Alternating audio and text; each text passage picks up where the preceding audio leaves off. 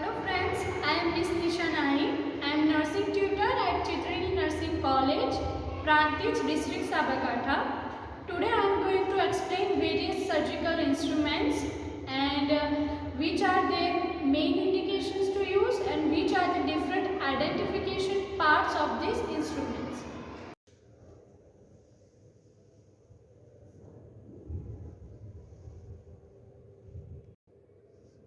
Before starting the explanation, I want you to learn that when you are asked to take any instrument on Viva table, hold it properly and use any pen or scale to identify and show the various parts of the instrument. Like this is the finger bows, this is the shaft, this is the lock, and these are the blades of the instrument.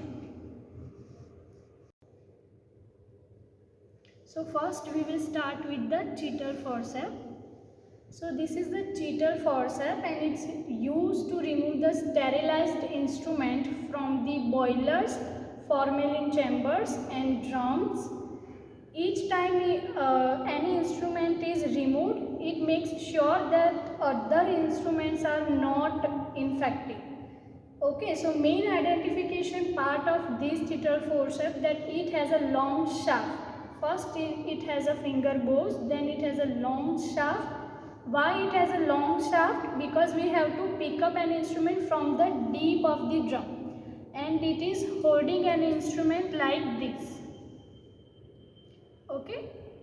The second is its blades are like beak of bird and it has a transverse serrations, so it has a better grip of instrument. It should be kept in a container which is filled with the glutaraldehyde when it is not in use. This one is tooth dissecting forceps. So as you can see, it has a tooth. Okay, the one blade has the tooth, another blade has a groove. And the main purpose of this dissecting forceps is to hold the tissues and help in maintaining a clear operative field, and at the same time it steadies the part for dissection or taking the sutures like this. It holds the tissues and it steadies the tissues, so the surgeon can easily take the sutures and it clears the operative field. There are mainly two types of this dissecting forceps. Either it can be toothed or either it can be plain. The main identification points are these handles of the forceps has a spring-like action. Like if you squeeze it, it will spring back. Second one, there are few ridges on the blades like this. So the dissecting forceps does not slips away from the surgeon's hand. The third one is there are variety in this forceps. If it has a tooth, then it can be grasp the fibrous tissues and it do not let it slip. And if you the surgeon want to hold the soft tissues, then he may use the non-toothed or plain dissecting forceps.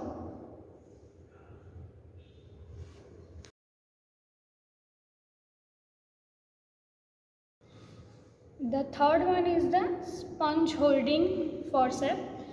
It is made up of stainless steel and it is used for mopping, painting or scrubbing the surgical part before the surgery. And the other use of this instrument hold the gallbladder, cervix and tongue or stomach in surgery because it has a blunt tip, so it will not injure the parts during the grasping of the surgery. So these are the use, and coming to the parts of this instrument. So as you can see, it has a long and thin shaft, then it has a finger bows, then it has a ratchet mechanism. What is ratchet mechanism? It can catch, clamp and crush the part that has been grasped. So mainly it is used to grasp the gauze or cotton balls. Okay, so it has this ratchet mechanism. And why this shaft is thin and long? Because as we know, when the surgeon is cleaning the surgical area or surgical part of the patient or surgical skin of the patient with the antiseptic solution, so because of this long shaft, the gloved hand of the surgeon will not touch to the patient's body part. So this is the reason behind the long and thin shaft. The other thing is blade. The main identification of this instrument that it has fenestration in its blade, like this is hole, it is called the fenestration. And second, inside the blades it has a serrations. These are the, as you can see, it has a transverse serration.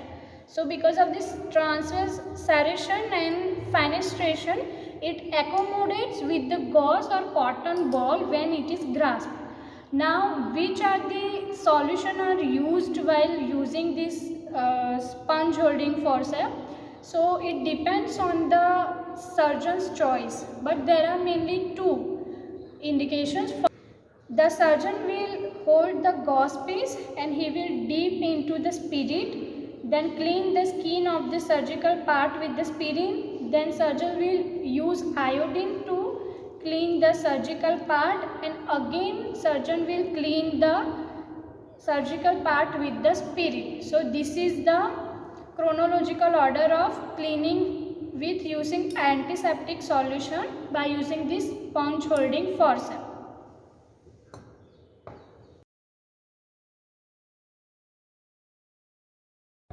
Next one is curved artery forceps.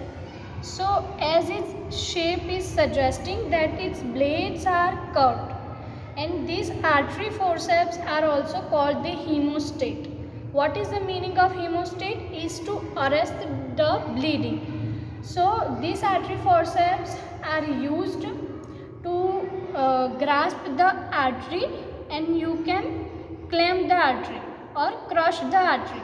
So the bleeding from the artery will be stopped. That is called the hemostasis. So that's why this forceps has named the artery forceps or hemostat. Coming to the parts of this instrument, it has a curved blade.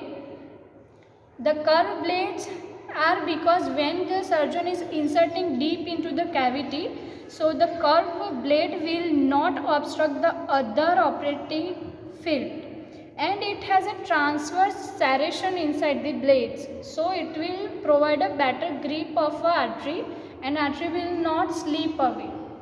Second, the shaft of this artery has a ratchet mechanism and finger bones. So the type of this artery depends on the shape. Either it can be curved artery forceps, and if the blades are not curved and straight, then it will be the straight artery forceps. Then it comes into the different sizes like small, medium and long. This is the medium curved artery forceps. Another thing that its tip. The tip of this blade are not pointed but blunt. So when the surgeon grabs the artery, this blade tip is blunt, so it will not injure the surrounding organ or it will not puncture the surrounding organs.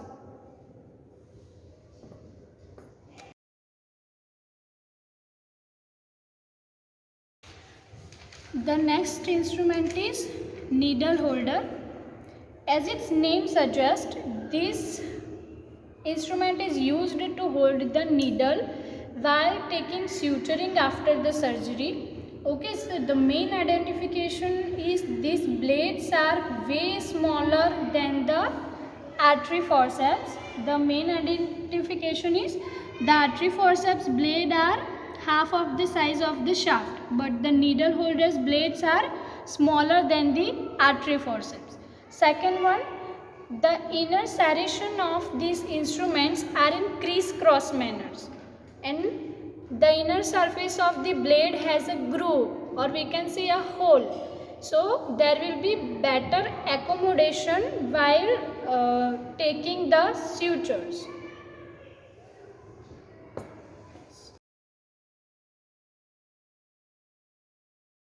This is the Caucher's forceps, and it is the main use of it is for the homeostasis and to hold the tough fibrous tissues like palms, sole and scalps during the surgeries, and it is also used to retract the perforating vessels during mastectomy and in appendix clamp, and it holds the pedicle of the piles and also the nasal polyp.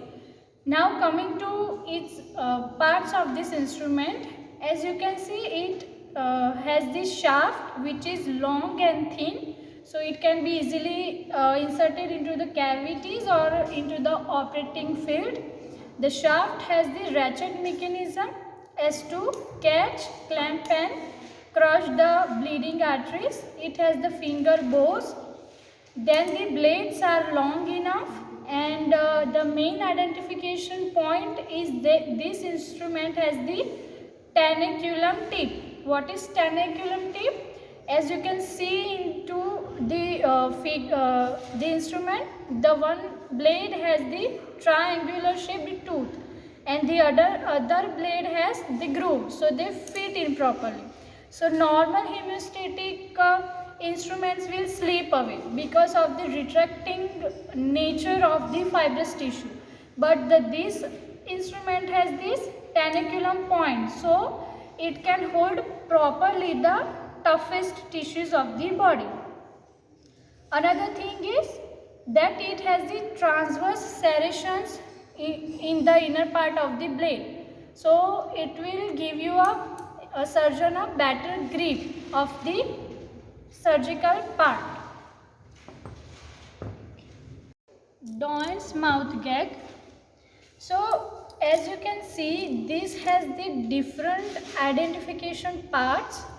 Okay, so as its name suggests, the mouth gag, so it is used to open the mouth during the intraoral surgeries.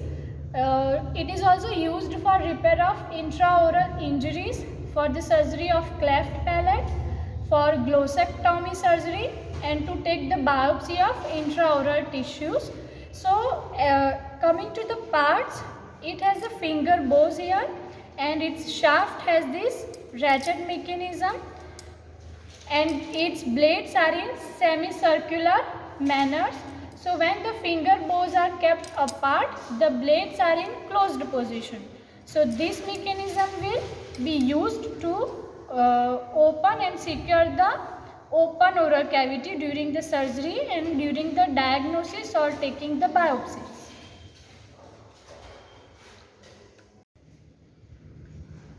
Next instrument is tongue depressor. So there is various types in shapes of tongue depressor. This tongue depressor is also called the speculum. It is used for diagnostic as well as operative purpose.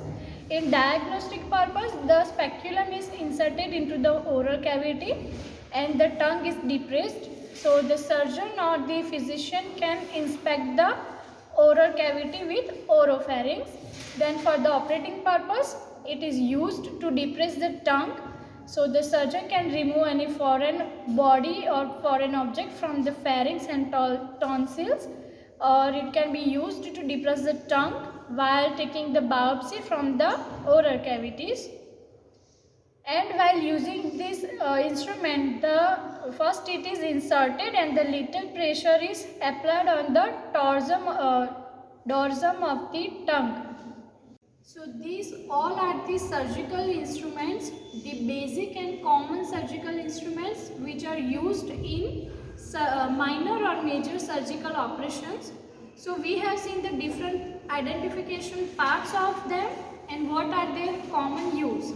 The another thing that as a student or as a medical practitioner should know that how they are sterilized. So these are made up of stainless steel. So they are sterilized by autoclaving.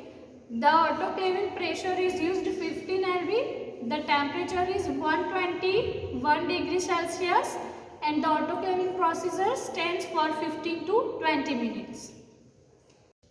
So next we will learn the medical instruments. This is the Ambu bag. It is used in medical emergencies and its full name is artificial manual breathing unit. This is made up of the silicone, and the main use of this instrument is to provide the positive pressure ventilation to patient who is not able to breathe, or we can say who has a medical emergency. It allows the emergency oxygenation and ventilation until the definite intubation is done, or by definite intubation patient goes on to ventilator, but before that the AMBU bag can be used. So it is also used in prior intubation to provide 100% oxygenation to patient, and it can be also used to shift the patient to other wards or to taking patient to MRI or any CT scan diagnostic purpose. So for that time patient has to be removed from the ventilator. So AMBU bag will be doing its job, and it will provide the positive pressure ventilation to the patient. Now coming to its parts. So first, it is in different sizes according to different age group of patient. There can be a adult AMBU bag also, and this one is the neonatal AMBU bag. Okay, so depending on its size, it has the different capacities. The neonatal AMBU bag has the capacity of 250 ml.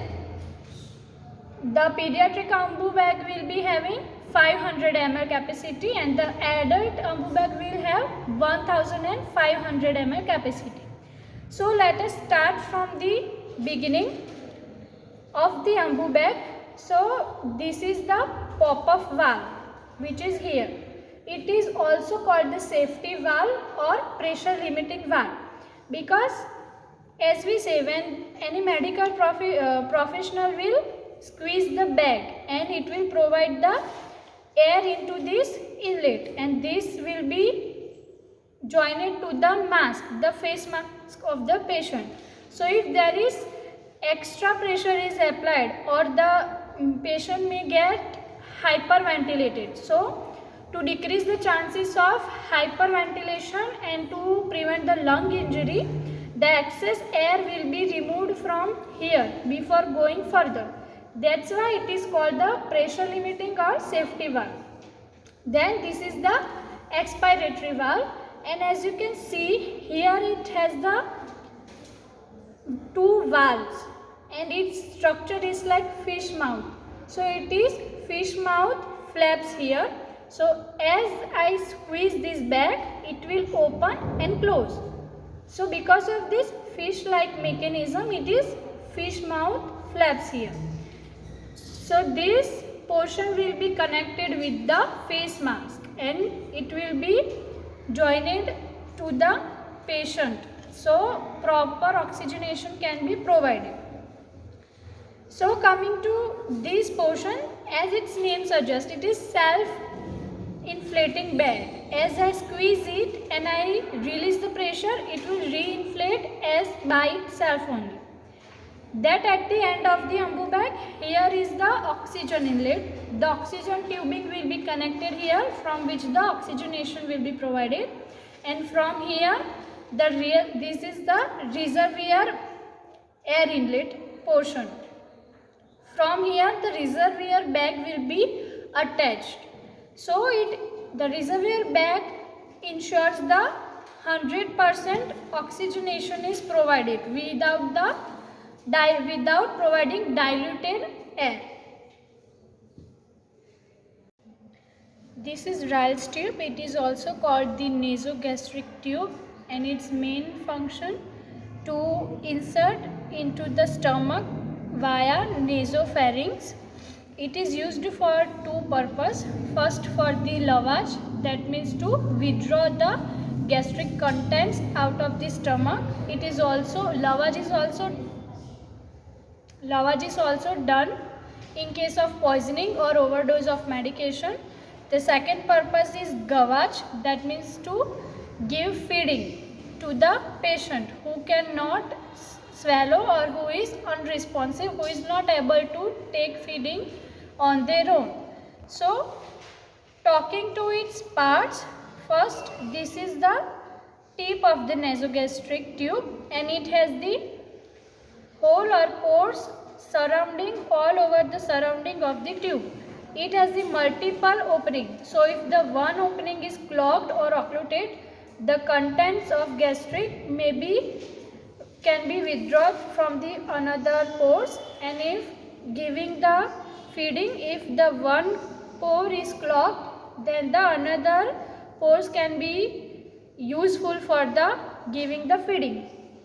Then it is made up of PVC tubing, because this material is soft and kink resistant, and while inserting into, once it is inserted and placed in the body of the patient, this material gets softened and it adjusted with the temperature of body, so it becomes less discomfortable for the patient while in place.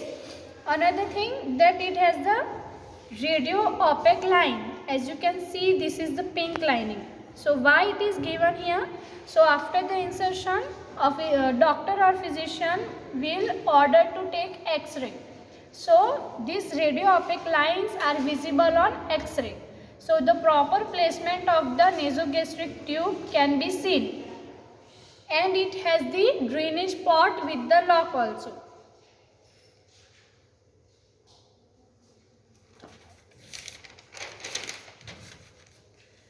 Now, how to insert it?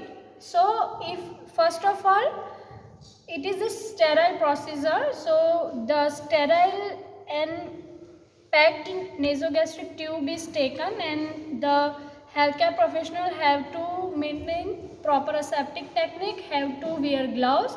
Then, the nurse or doctor should take the nasogastric tube, and they must measure the length. Like the tip of the nasogastric tube will be placed from nasal bridge to the earlobe of the patient, then from the earlobe to halfway midline of end of the sternum and between the navel.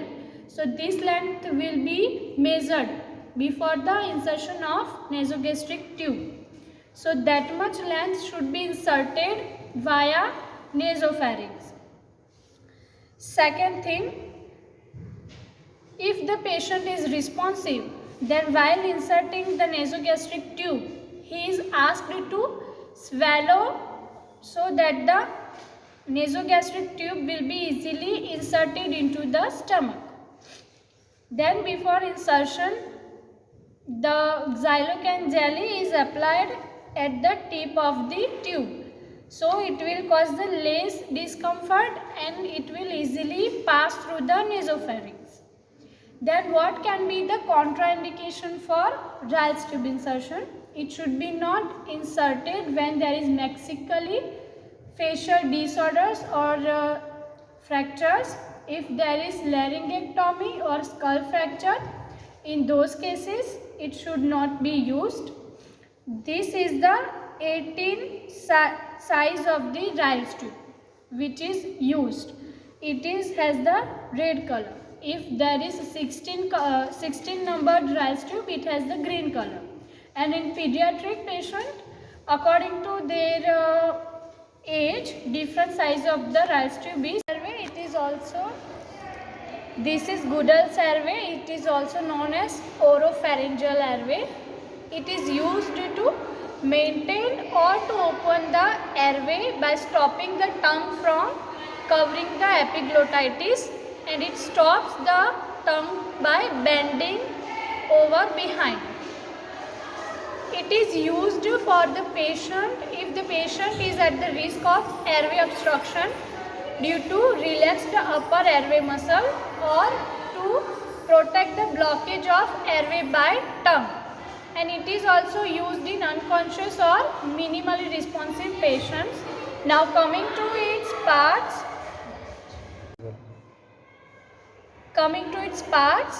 This is called flange. The flange is to limit the depth of insertion, and this is the reinforced bite block. Now the Goodell's airway has the rigid and kink resistant curve to push the tongue forward and it keeps the epiglottitis of posterior pharyngeal wall. Now its edges are tapered, so it will reduce the oropharyngeal mucosal trauma while the insertion. And it is made up of PVC, so it is latex free. Material is made up of PVC, so it is antipyrogenic, non-toxic and hypoallergic. It can be used twice in one patient only, or for another patient it is not usable, and for the same patient reuse it is cleaned with